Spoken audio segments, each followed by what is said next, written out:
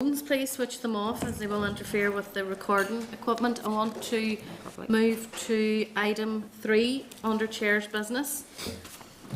Just want to inform members that departmental officials were to attend today to brief members on the work of the Regional Task Force on Emergency Care and the next key steps this winter.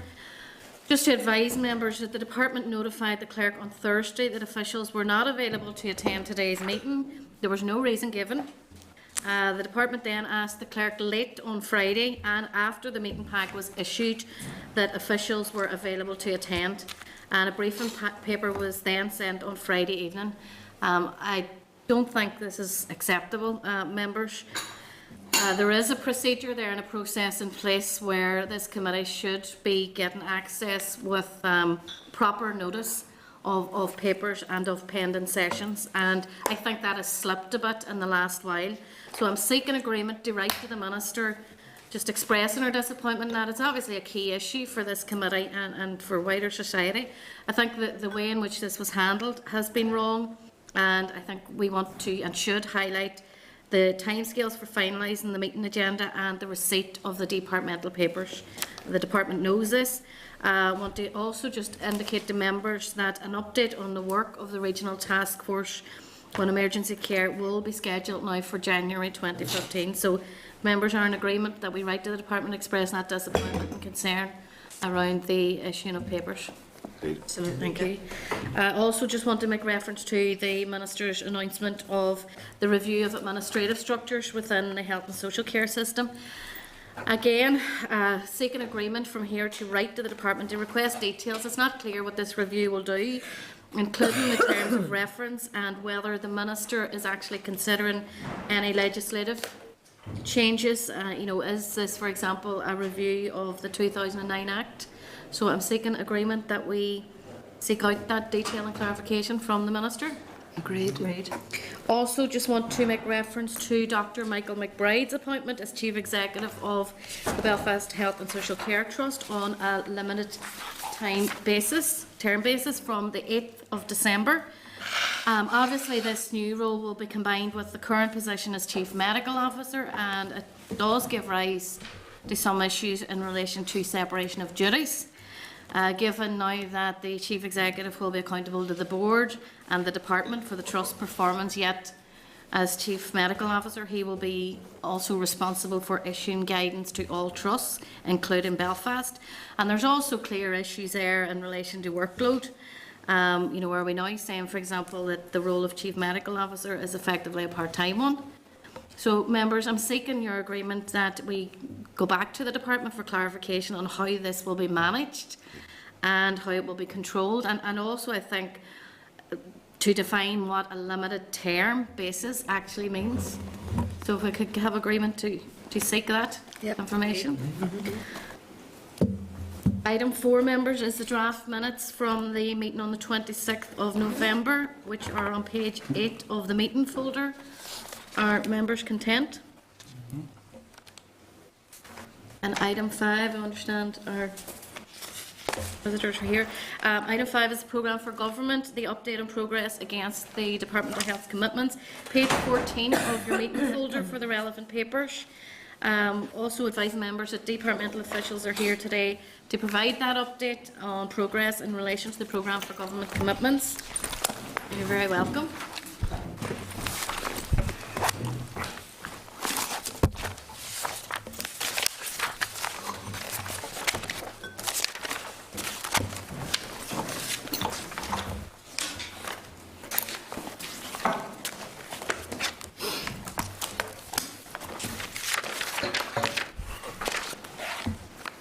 Okay, folks, I'll give you a minute to get. Thank you, Chair. Settled. Apologies. Okay. Well, you're very welcome. There are 3 guests today. We have Sean Holland, Chief Social Services Officer at the Department, and Kilgallen, Deputy Chief Medical Officer, and Mark Lee, Director of Healthcare Transformation. Both very welcome. Sean, I am not sure, once you get your breath, is it yourself that has given me? It is. And apologies in advance, Chair, for the seasonal affliction, but hopefully the voice will bear up. Part of the winter pressure, Sean. Well, that's a kinder diagnosis than some of my colleagues have given me. Man flu has been mentioned several times. Okay, thank you very much, Chair, for your invitation to appear before you to discuss progress being made against our PFG commitments since our last appearance on 25th of June 2014. Colleagues, as you said, Dr. Anne Kilgallen. Anne will be specifically leading on commitments 22 and 45, and Mark Lee, who is very, very, very recently in post, will be leading on commitments 44, 79 and 80, and I will lead on commitment 61. Obviously, that maths leads us to the point of saying we've got 6 commitments, each of which has 3 milestones to be achieved. And the milestone 1 and 2 for each commitment have now been achieved. The commitments and milestones are set out in Annex A of the briefing paper that we provided. 2 relate to public health agenda and obesity. 1 is focused on long-term chronic conditions. 1 on improving safeguarding outcomes for children and vulnerable adults. 1 on improving access to treatment and new services, and 1 on reforming the delivery of health and social care to improve the quality of patient care. In line with the central framework and guidance, the Department has a PFG delivery plan in place for each commitment, the latest version of which was sent to the committee in advance of today's session. Each delivery plan is owned by a senior responsible officer in the Department. Our current position has been reflected in reports to OFM DFM, who've approved our progress reports for the second quarter, i.e. up to the end of September 14. The position as reported and approved by OFM DFM is that 3 commitments, 22, 45, 79, were rated green, i.e. fully on track for delivery, and 3 commitments, 44, 61 and 80, were rated as green/amber, broadly on track for delivery with some easily redeemable deviations. For those which are rated green/amber, in respect of commitment 44, achievement of milestone 3 will be dependent on the timely availability of resources and the successful completion of appropriate procurement processes. For commitment 80, achievement of milestone 3 by March 2015 is likely to be challenging in the light of the current financial climate. The committee has received several updates during the year on the delivery of PFG 80 milestone 3. In respect of 61, the green/amber rating is largely due to the complexity and challenging nature of the mental capacity bill. However, we are hopeful to seek executive approval for the legislation to proceed in March of this year, with it moving to introduction in April, but obviously that is a tight timescale. The Department continues to monitor the progress of all our commitments and milestones through our normal business planning, monitoring and reporting processes, and this includes regular reports to the Departmental Board and the Minister. Delivery of these commitments and milestones also requires actions by a number of our arm's-length bodies, principally the Health and Social Care Board, the PHA and the trusts, and we work closely with those bodies to ensure delivery on the relevant PFGs. Formal progress against PFG commitments is also monitored by a central PFG team comprising of OFM DFM staff supported by colleagues from DFP Supply throughout the PFG period. And that's really the introduction to the report, and from here on in, Chair, we're happy to endeavour to answer your questions. Okay, thank you, Sean, for that. Specifically then in relation to commitment 80, which is the shift in services that you've alluded to, from hospital-based to community, totalling 83 million, and we know that the combined total for 2012-13 and 13-14 was 25 million. But in the paper today, and you've alluded to, it's likely to be challenging. You've stated that it has meant that it's not been possible to pursue a number of initiatives which would contribute to meeting the 2014-15 milestone. Can I suggest, Sean, that's vague? And, you know, surely I would suggest the fact that this report clearly indicates that the 83 million is not going to be shifted by 2014-15. So it will be failed in terms of the delivery of that commitment. And we also, you've alluded to correspondence, but we received a letter from the Minister on the 27th of October in which he stated that the department had then written to OFMDFM to ask that the delivery of that target be exceeded into 15-16 because it can't be met. So, you know, how is that consistent with a green or amber rating? I think, Chair, you made reference to a degree of vagueness, and I'll be absolutely straightforward with you. I think inevitably there is a degree of, I wouldn't call it vagueness, but I think that we can't be precise about the exact expectations of progress against particularly actions but also milestones until we're completely aware of what our financial position is going to be. And that means at this stage, based on the available information, we have done our ratings, but they may change as we move forward. To answer the detail, I'll hand over to Mark, who I know is Sure, more can I familiar. just drill down this a bit more, Sean? But that means it's not on target, so that means it's not green or amber. That means it's fail. We are not going to meet a shift of 83 million in the timetable there. So if I just pick up on that, so there's obviously 3 milestones, Chair, to state the obvious. 2 of those have been completed. One of those we've made some significant progress towards with the at least 25 million that you referred to shifted left. But I think it's at the time in which we were completing the templates that you've got in front of you and asked to rate these, we didn't have the final financial position, which has now become clearer. We weren't clear whether we would get the 160 million that we were asking for or quite what that financial position would be. So at the time it was based on the overall assessment of 3 milestones and then an uncertainty as to what would come out of the financial settlement we were given mid-year. Well, thanks for that, but I mean, ultimately it's less than a third that has been shifted to date. And, you know, in anybody's read, and your own, Sean, your own commentary, this won't be achieved. So therefore, how is it referred to as green or amber? So it certainly looks difficult to achieve the 3rd milestone. I think, again, we were assessing that before. It was absolutely clear how much money we would get and what we could do in this year. And we've got to make an overall assessment against the 3 milestones rather than just focusing on that last one in giving it a red, amber, green rating. Well, I mean, again, and I will come back to you, and Sean, to yourself maybe, you know, the letter that we received from the Minister was the 27th of October. Surely even from that time scale to today's paper, that could have been updated. I would take that point on board, Chair. I think it is going to be the case that as we move forward, this is going to be a very challenging process in the coming year. But reflected on the progress that we've made in the current year, we've made the evaluations and they have been scrutinised and accepted by OFMDFM. I would not expect the position necessarily to remain as optimistic through to the next year, but we can't speculate as to what position we're going to be in. But then specifically in relation to that milestone on Commitment 80, will you accept or will you agree that we will not meet that milestone?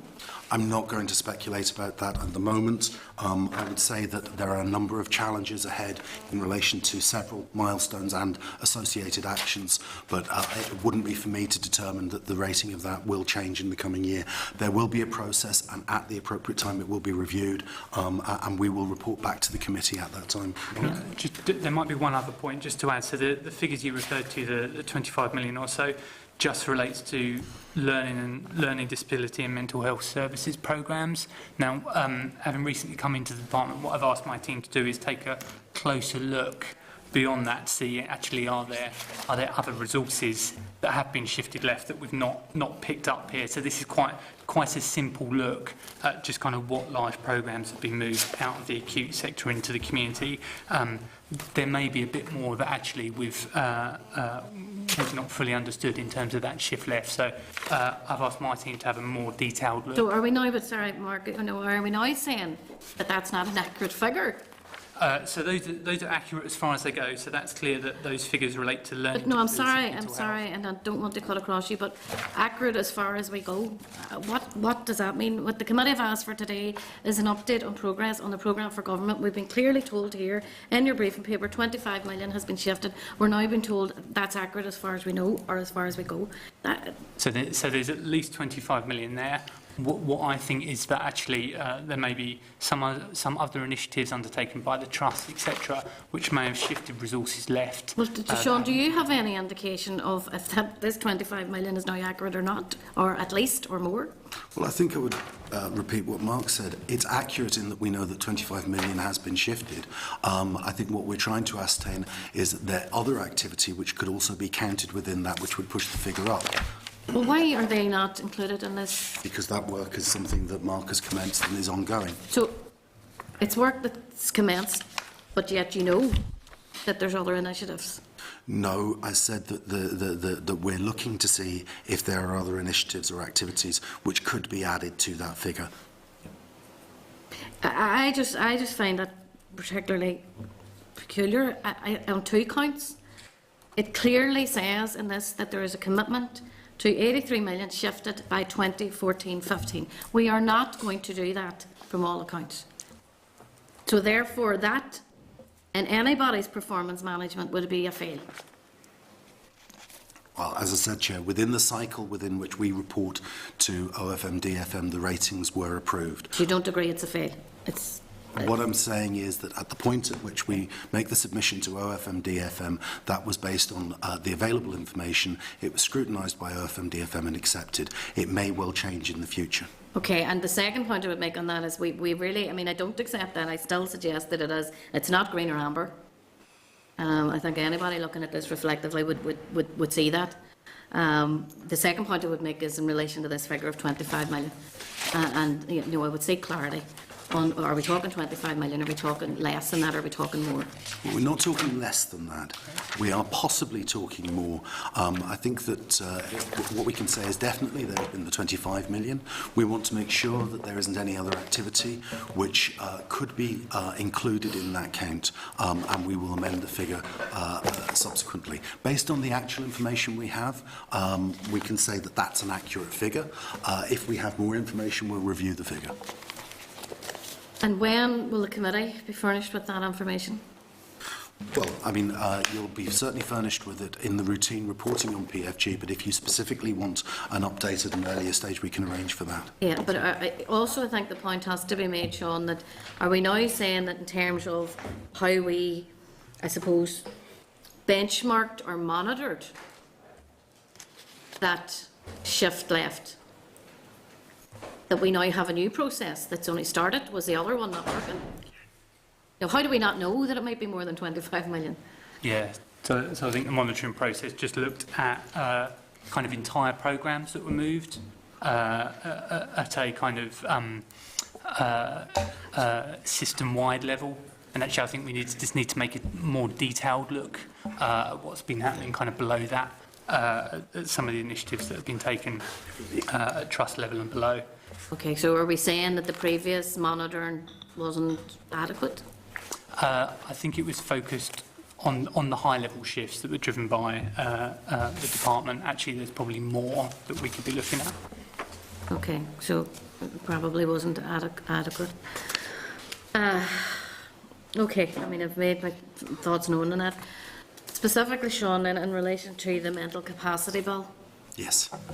And again, the risk register here states a level of risk at 3 in terms of it not being passed during the mandate. Can you maybe explain just what that delay is? Well, the situation is more or less as the time I last reported to you on the progress of the Mental Capacity Bill. This legislation was expanded to include justice provisions as well as health and social care provisions. That made it groundbreaking.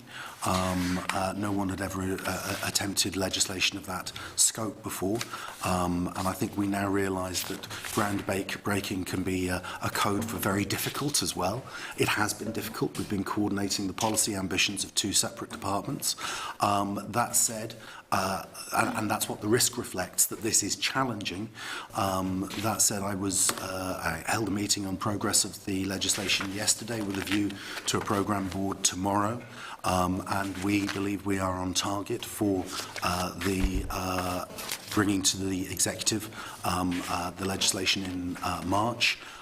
With a view to it being introduced in April, with a view to royal assent 1 year later. That is a doable time frame. Okay. You see, just in terms of the consultation findings, have they all been analysed then at this point? Consultation, we're hoping to get a final consultation report out before Christmas. We have received an awful lot of consultation responses, as you could imagine. I mean, this is groundbreaking, it's innovative, it affects the lives of a lot of people. So we've had a lot of consultation responses.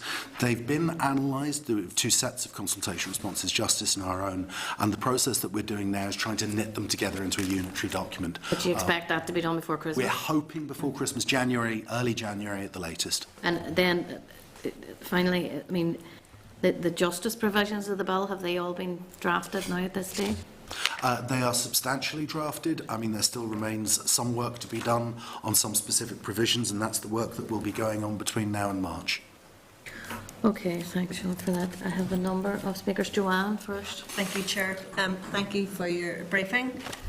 Firstly, I'd like to focus on Commitment 44 and specifically tele-monitoring, which I'm very supportive of. Your commitment talks about full application of the remote tele-monitoring contract. Where are we now in terms of capacity of that contract? I'll pass that to... That's me. Oh, sorry, apologies. That's me.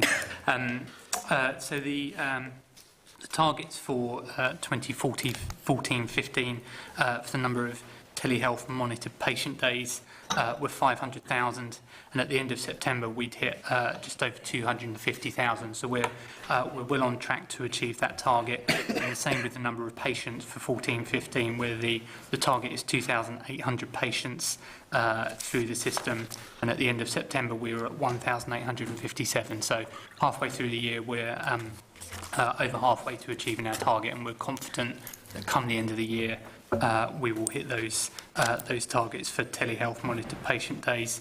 A similar story on telecare monitored patient days, where the target is 800,000, and at the end of September we're at 474,000, and patients a target of 2,200.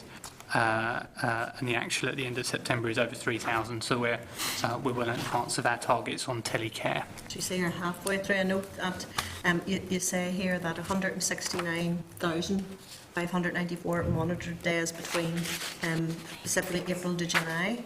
How many patients is that who will be using the service? And I note also you refer to ongoing work to raise awareness of the service. Is that happening at the same level across all the trusts? Yes. So this is a sort of centrally provided service. So I think that the figures I've just quoted you are slightly more up to date than the ones we were able to provide. So they run to the end of September. These were out of date, the figures that we were provided then? We've had some more recent ones since, yes, which run to the end of September. So in terms of the number of patients, as I mentioned, telehealth is 1,857 and telecare is 3,080 to the end of September. And it is the same level across the trust then, yes? So they all have access to it, yes. I couldn't give you the split between the trusts in terms of take-up, but certainly there's access there. Okay, I want to just touch on something, if I may, Chair, that the Chair has already referred to, and that's Commitment 80 and the shift of services to primary and community settings. And I'm thinking in particular about the decision on the temporary closure of the Dalriada. How does it sit with this PFG commitment, and how has that affected your ability to deliver this target? So I think both the Minister and the Permanent Secretary have said previously that obviously the financial challenges of this year have meant that sometimes you have to take tactical decisions to ensure you meet your budget, which may not fit entirely with your strategic direction. On Dalriada specifically, I mean, I think there's probably a distinction to be made between sort of moving or consolidating services and shifting services between the acute and the primary sector, which is obviously what PFG 80 is aiming for. Has affected the way that the PFG commitment is made. I'm thinking we talk about transitional funding to help develop alternative services, and presumably that means that your aim is for patients' care to be relatively unaffected. So, why then are you going ahead with the closure of the stroke rehabilitation beds in Lone House and Lurgan Hospital? Can you give me assurance that, suppose parochial Southern Trust will have the necessary transitional funding to place to ensure that not one patient falls through that gap? Because I asked the Permanent Secretary last week, who comes first? Is the department or the patients? And it's essential that patients, finally he said patients, but it's essential that patients are always put first. So could you maybe outline how will there be people fall through that gap, or how you envisage to do that? Okay, and just to pick up on your earlier point, what I was definitely not trying to say was there's any specific link between Dalriada and where we are on the PFG 80 target. As far as I'm aware, there's no particular implication there. So your broader question is around the Stroke rehabilitation. I'm just mindful, folks, at this point, and I mean, I'm going to leave it to your discretion, but I don't want to stray on the individual. I want to keep it as strategic as possible. So, if you want to respond, fine. If you don't, we can I have a think it's going to be conversation. probably the case, and I fully understand that committee members will have specific interests relating to their constituency. The Lone House, you know, it's not specifically to my Well- constituency. There's examples across. Certainly, but when we talk about specific facilities, that level of detail, if answers are required on that, it might be more appropriate that we respond in writing where we can have access, because, I mean, the last thing we'd want to do is try and answer a question without having the full Yeah, and I information. think that would do us a favour, yeah, to do that, yeah, be appropriate. Okay. Could you reply If to me there's in a, writing then? certainly if there's a specific request, we can follow that up in writing with you. If you could, yes. Yeah. Okay, John. Okay, thank you. Fergal? Thank you very much, Chair. And obviously these are, challenging targets, the programme for government targets, and people need to see them being met. And I suppose we can all agree that they're challenging for you too as a department, and for those who are working at that strategic level and trying to get there. So therefore, it's really important, in my view, I think the committee's view, that when targets are set and measured, that they are robustly measured. So, just following up on the theme in relation to 80, who does the assessment on where the situation is at? Again, I'll hand to Mark. Yeah, sure. So we rely on data collected by the Health and Social Care Board about where the service is delivered and how they are delivered to make that assessment. Yes, that's the data. So who then works out whether it's met the targets or not? So the Health and Social Care Board provide us with the data and the assessment of progress against that data, which we check and validate within the department. And then how do you arrive at a measurement on its success or not? In terms of the PFG 80 Yep. milestone 3, so as the chair said, there's a figure of 84 million associated with that through Transforming Your Care. We would have the data on individual programmes that have been moved from the acute sector into the community sector from the Health and Social Care Board.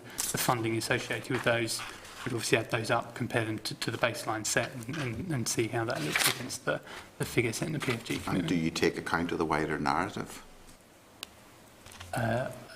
in terms of, I mean, this year has been populated with story after story, event after event, indication after indication that in fact there won't be money provided to shifting the money left into Transforming Your Care. Do you take account of that? So certainly, obviously, when we're coming here to explain to you and looking at what we can do, we need to kind of be aware of what the budget is and the particular constraints that have been applied to the department there and the executive as a whole. Yeah. I think that the point you're making is that if you and I were having a discussion about the likelihood of certain things happening, it could be one that takes account of a lot of factors which we speculate but we don't know. When we're doing this exercise, it isn't a speculative exercise. It is undertaken on the basis of actual knowledge that we have at a point in time, and that's submitted to OFM DFM. Some of it could be assumed to be speculative because it has been assigned Green Dammer broadly on track for achievement with easily redeemable deviations. Now, given the narrative of the last year, you might suggest that those deviations aren't easily redeemable against the budget situation. So how then is it marked green and amber in that context? I think they may not be redeemable against the budget we find ourselves with, but on the basis of where we're at currently and at the point at which the evaluation is done, that's how they're graded. And I fully accept your point. It's a process. It is a process, and the point is it has to be robust.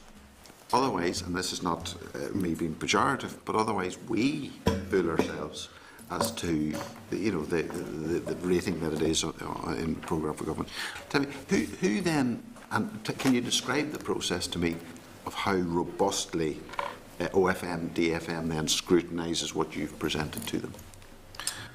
We supply them with information. If they require further clarification or further information, they challenge and they engage with the dialogue, and then they'll assess whether or not they're content with the ratings that are given. Again, if you want a detailed description of that process, we can supply that to you in writing. Yeah, but it just concerns me that we potentially have you describing as green amber. OFM, DFM wants to see its targets met, and once again, I'm not describing anything to anybody. I'm just saying what the process appears to me. It then appears green and amber, and who's saying, sorry, that's not green and amber, or potentially it's not, given everything that we know about TYC? Yeah. Well, I would say it's beyond TYC. It's everything that we know about the challenges that are facing but I'm dealing with TYC, and. I mean, we had Julie Thompson, the finance officer, in here, Chair, 4 weeks ago, 5 weeks, and the Minister in the Senate chamber not that long ago. They described the aspirations for TYC now as being 8 to 10 years. So that's the finance officer in the department, and Jim Wells, the Minister, as the new Minister in charge. Or was that Edwin Poots? I just have to remember. But in any event, I think what I'm being advised is that it was 3 to 5 years. We're talking in terms of the transitional arrangements anyway. But we can check. We can check. But this affects the journey, the overall journey of TYC. So I mean, we need to be at a certain point to be able to make sure it was a 3 to 5 year programme, but they described it, because of the lack of funding, as something that could then spiral into 8 to 10 years, as I recall. So how does that make it this rating as green amber? I think that in one context you were talking about people's estimation, speculation as to what would happen. This is an assessment of the actual position at a point in time. I think that you ask how can we be sure that this is robust. The one way we could be sure that this wouldn't be robust would be if we did the calculations on speculations about things that we really can't know, i.e. what our settlement will be in the future. That would mean that the ratings, whether they be green or amber or red, would be entirely speculative. This process has a rating which is based on what we know at a particular point in time. It's worth saying again, I mean, that point in time was the end of September. I'm not sure which particular conversations you're referring to with Julie and Richard and others, but it may be that they followed the... Yeah, I know that, but we're reporting today. Mm-hmm. And, given that we're saying today it's green or amber, but really you're saying to me, even in that last sentence, that there's room for it now not to be green or amber, or at least there's room for it to be reviewed. We would need to see an updated position. And you will, of course, see an updated position in due course, which is why we report periodically.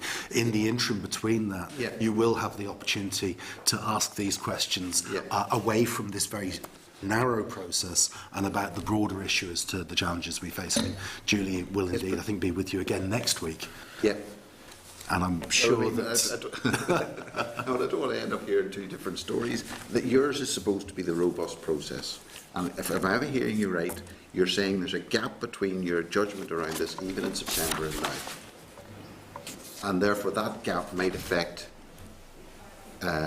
deliberations around whether this is green and amber, and it ultimately affects the programme for government target.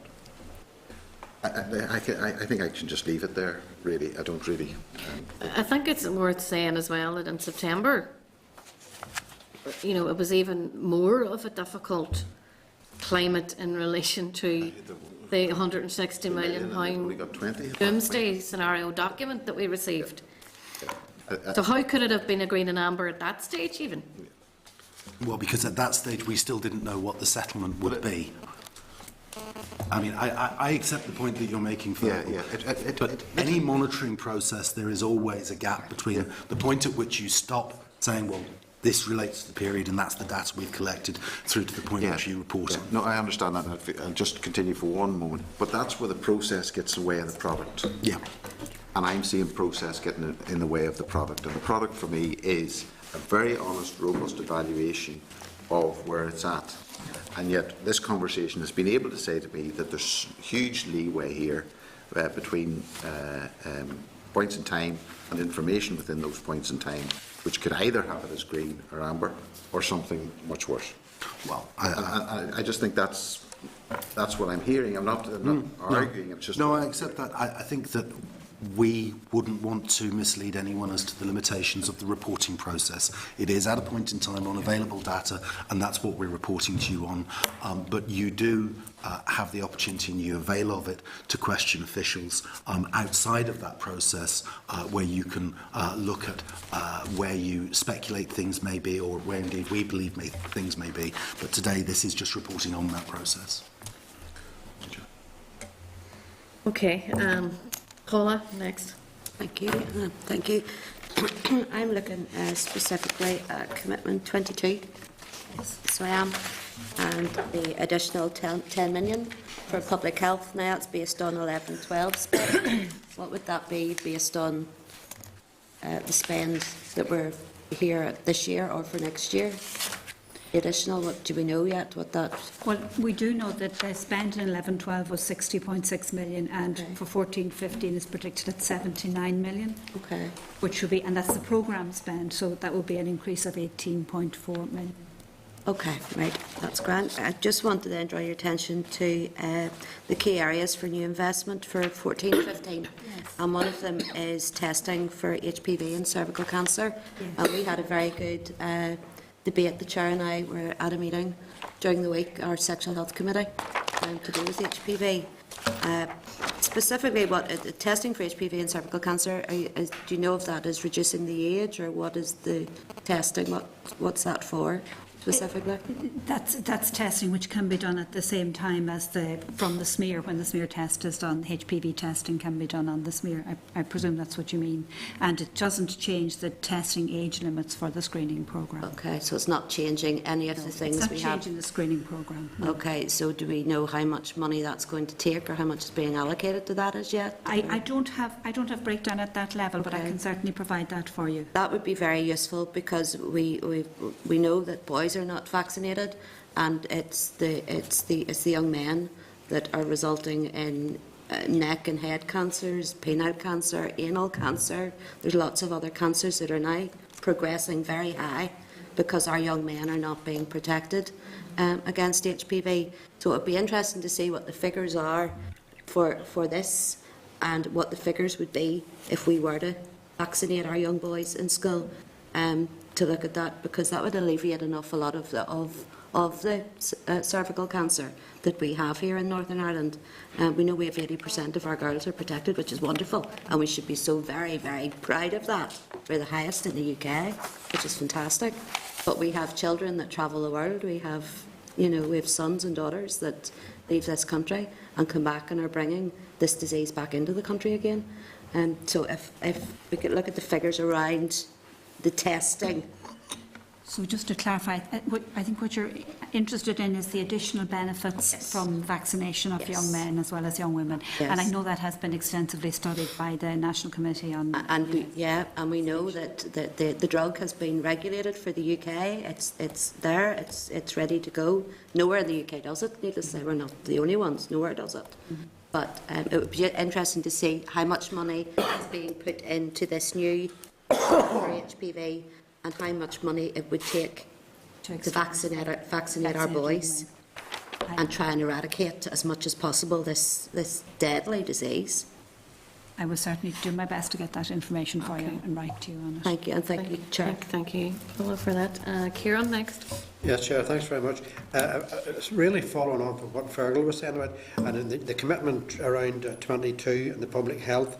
To what extent is the current green rating threatened by any budget cuts that could be on the horizon, or probably are on the horizon?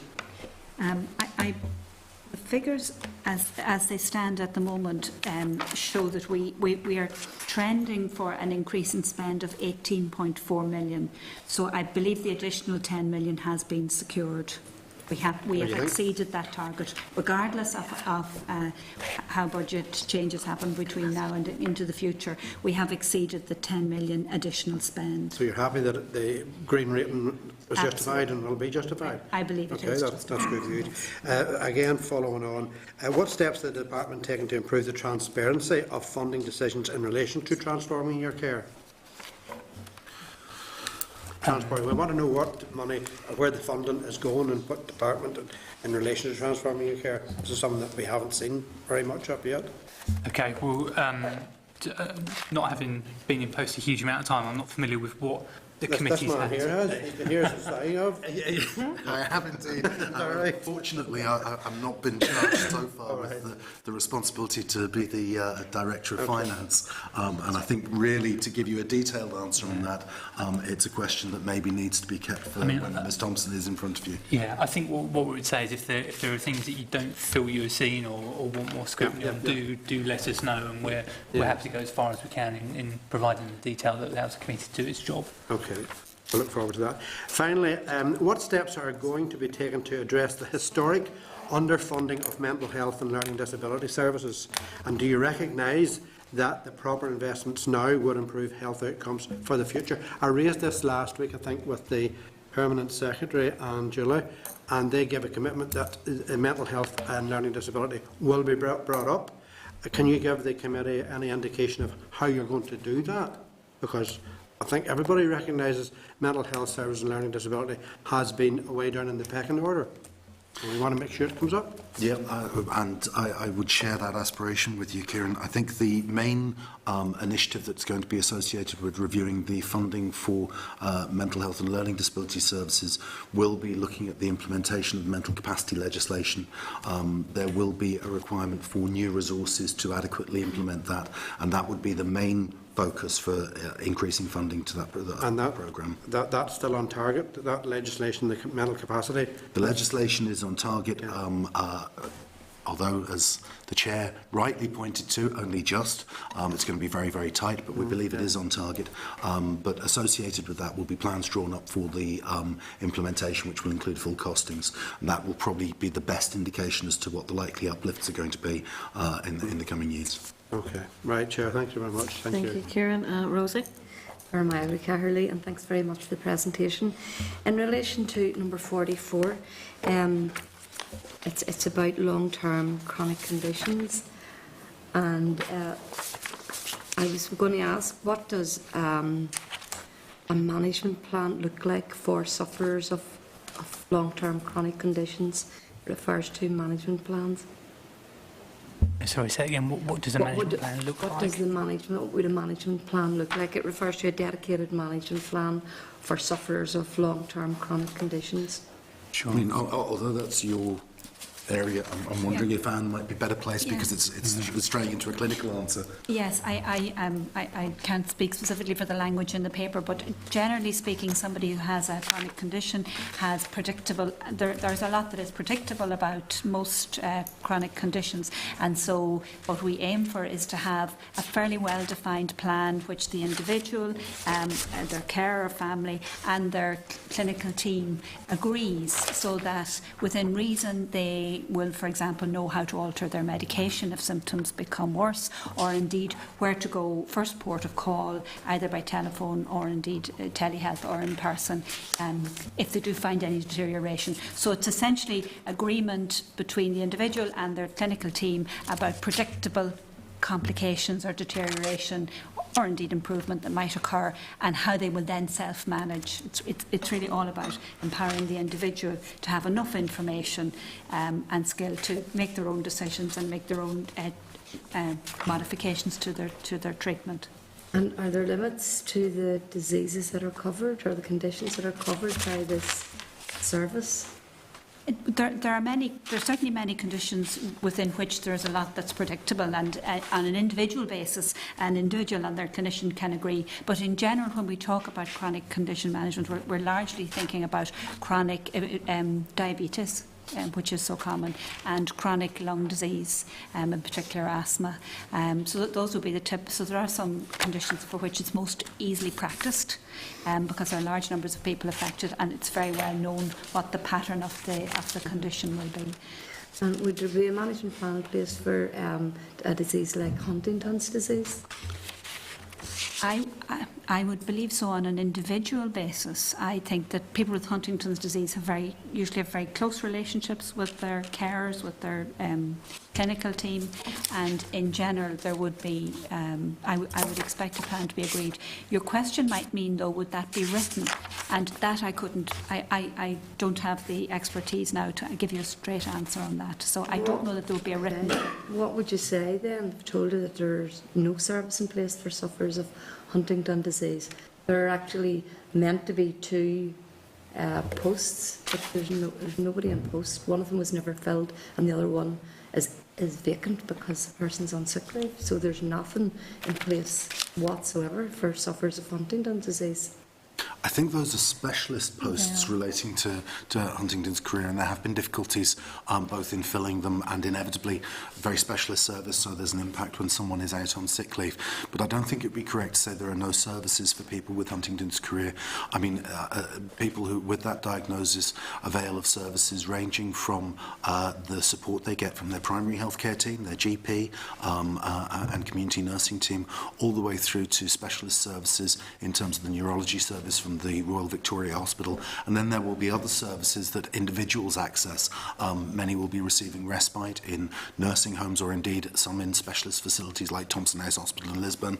So, I mean, although those 2 particular posts have been challenging, those specialist nurse posts, the value of those is recognised. That's why the posts were established. It's not to say that's the only service that someone with Huntington's career can access. Well, I would argue that there is no service, because that's what we've been told directly by people who are suffering at a meeting last week. That there is nothing in place and people are unsupported completely. And I wonder what's your response to that, and what then can you tell me is so challenging about filling these posts? To answer your second question first, I would have to say I'm not aware of the detail of the difficulties in filling the posts. I'm aware of the posts, and I knew that there had been difficulties in recruitment. I knew someone was on sick leave.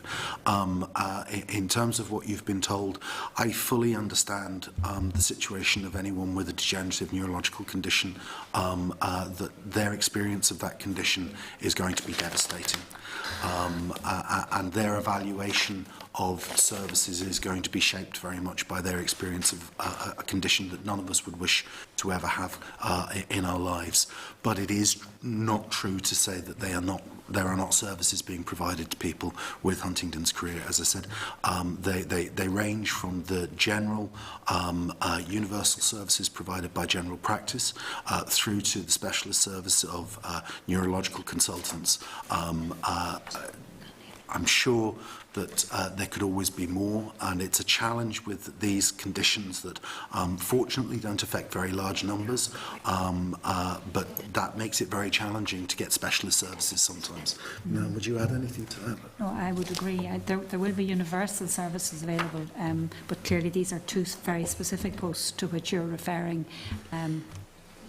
But there will be a range of services for any individual with a chronic condition, which are important at different points in time. Okay, well, I'll leave that bit aside.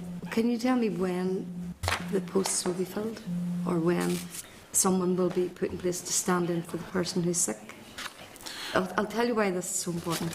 These people are suffering greatly, and their families are suffering greatly, and they, even though there's only one person in the entire north who has been doing that, and that person's now sick, they spoke very highly of the service they got from that person, and how it filled a gap, you know, where nothing existed, and now nothing exists. So when can we expect to see those 2 posts filled?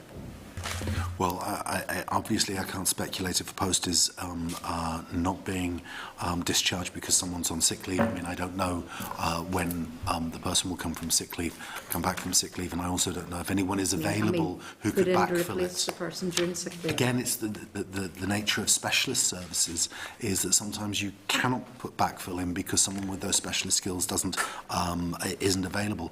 But I'll check that situation for you and give you a written update on those 2 posts. I'd appreciate that. Of course I will. And I think as well there's correspondence to the department on this issue as well, so maybe the issue of timescale could be addressed there also, and the response back to yourselves. No problem. Sorry, Chair. There has we been late in correspondence. responding to a query? No, on this? no, for, it's just, it's on schedule this time. Oh, okay. It's on schedule. Okay, so, but you will respond to those specifics, We and will the do department so. will be responding in relation to the issues that we raised on this in terms of provision. Certainly, Chair. Okay, Rosie, are you okay? Are you finished there? Yes, thank you. Okay, well, just thank you for that. I mean, I suppose the issue that would have caused concern for me would be the commitment 80 still. And I think it is, Sean, of concern that despite what we know in and around TYC, that this is still reflected as green amber.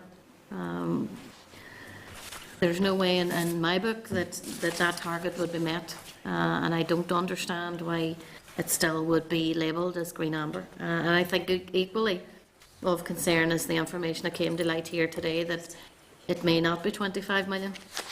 And we would certainly seek clarity and clarification from yourself on that, Sean.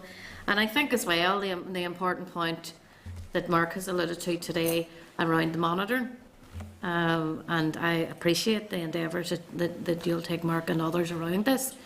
But the acknowledgement that what has went to date could have been more accurate.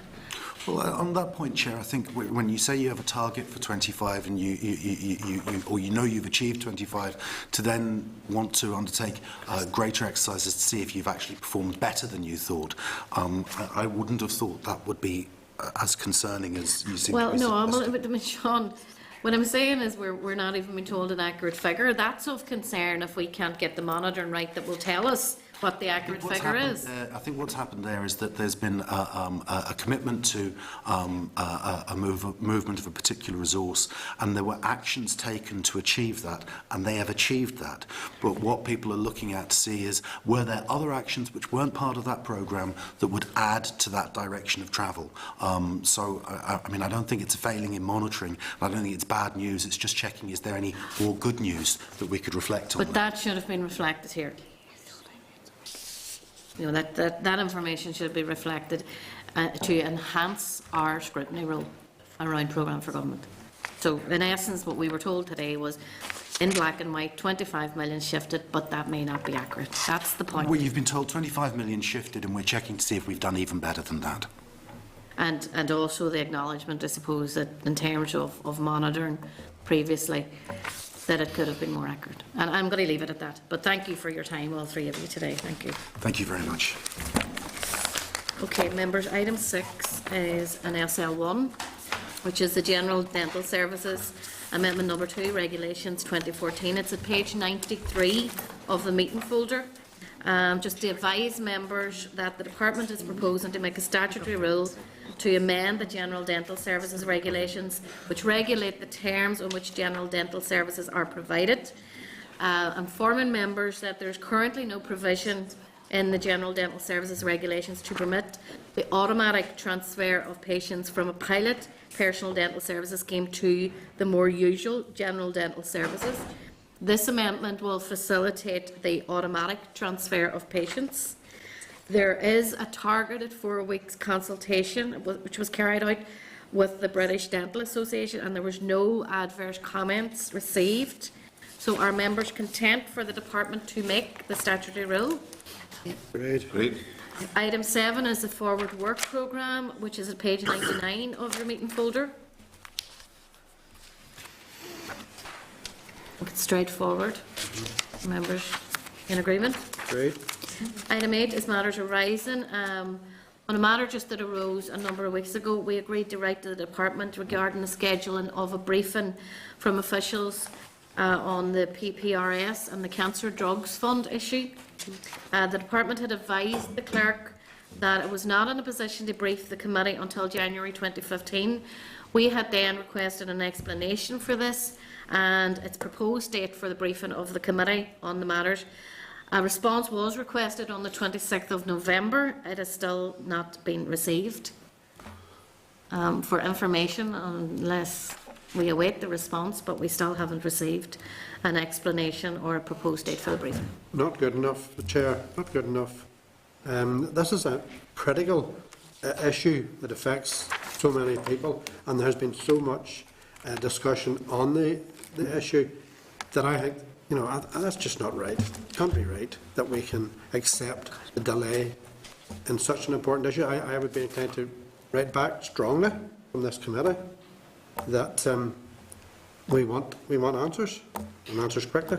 Well, I think the members would share your views around this, and you know, equally what we were attempting to do here was schedule the briefing that would include it, the various key components of this conversation, which ultimately meant that we had to schedule all our diaries, and it's not appropriate that we have been left hanging on this one. So I think members are in agreement that it's not sufficient, the response that we've had to date, and maybe that view could be relayed back to the department.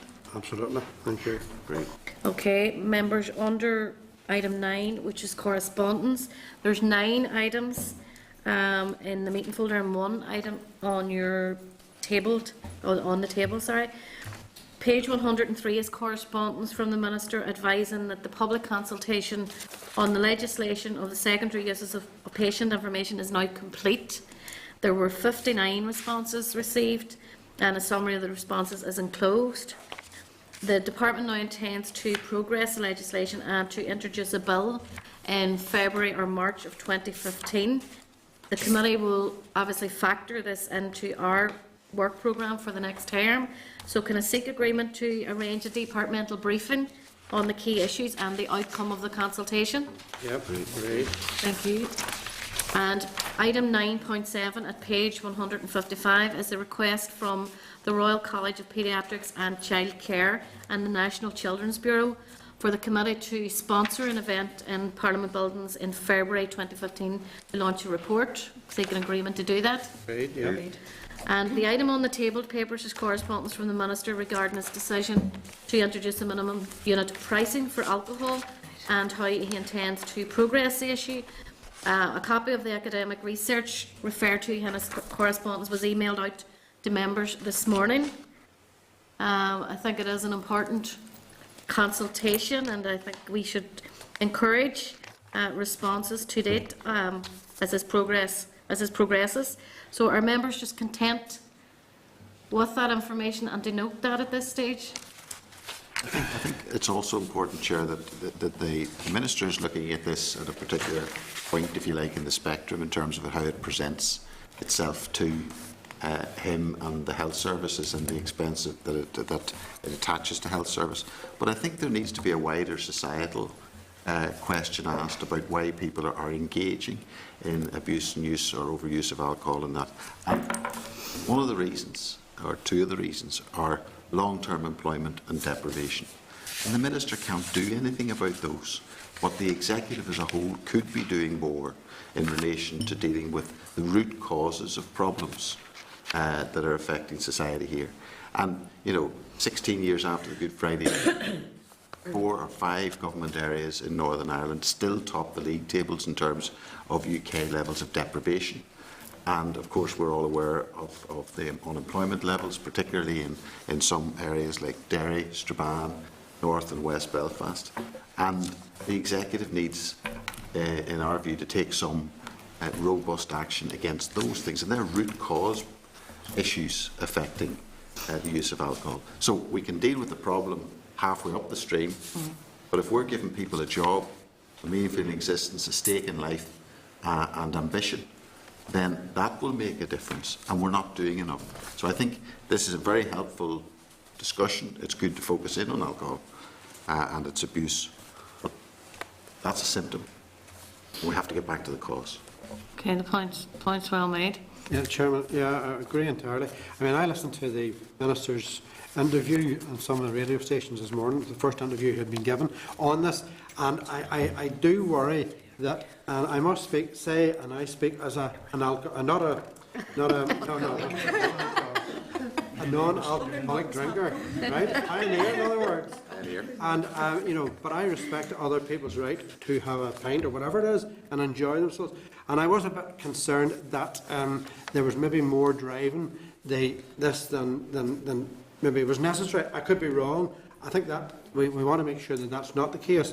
And I was concerned that the people that it's going to affect is the people, right down at the bottom, because that are afflicted with this, this alcohol disease, and they're going to get it regardless of what price. And I think, as Fergal said, there should be more emphasis placed on prevention to start off with, and certainly as we go along to try and get those people out of that, rather than making it more difficult. So there's a lot.